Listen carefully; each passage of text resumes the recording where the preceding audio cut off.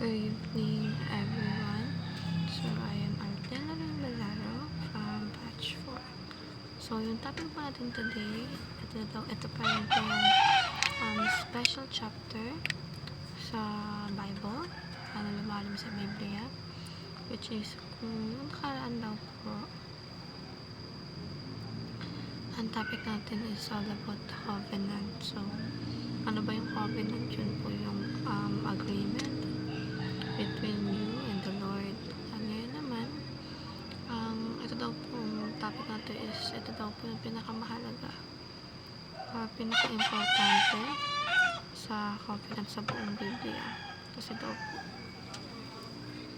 sabi daw po ni Pastor Eben, sabi daw po ni Pastor Russell, umiikot daw po simula Genesis hanggang Revelation, itong covenant na to, which is the redemption. Ito po yung pagtutubos ng Panginoon sa atin simula nung tayo ay namatay dahil sa kasalanan, at siya yung naging kabayaran. Siya yung naging kabayaran nito. Kumbaga, dito in-explain, dito in-acknowledge yung lahat ng bagay na kahulugan or yung pagpapahalaga dapat natin sa Panginoon ng araw na tayo ay tinabas ng Panginoon sa kasalanan. So dito, ipinapalawag ni Pastor Russell yung buong dahilan at paano ito nangyayari, lalo na nung unang panahon sa panahon ng Biblia. Kaya lagi tayo nare-remind na huwag natin sasayangin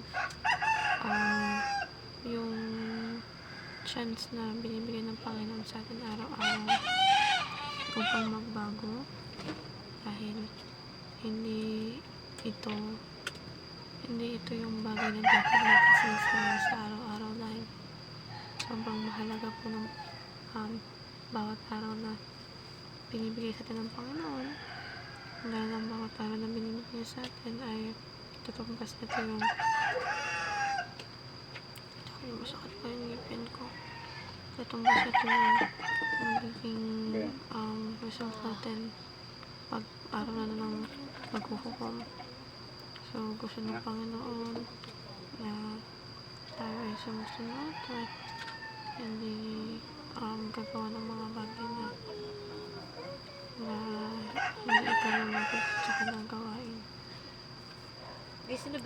At kaya pinag-aaralan natin yung mga bagay na makaka-glorify sa Panginoon.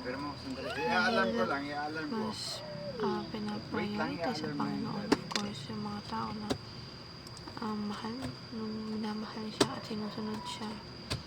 Dahil sabi na natin, hindi madama itong Panginoon, pero syempre palaging may special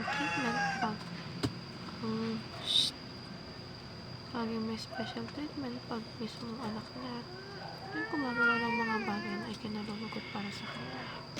So, kaya tayo, huwag natin papabayaan yung lansya natin sa Panginoon, at lagi natin gawin ang lahat para mapasaya natin yung Panginoon. And palagi tayong humingay sa Panginoon ng tawad sa lahat ng mga nagagawa natin sa bawat araw. And that's all about. Thank you for listening. At magbasa pa tayo palagi ng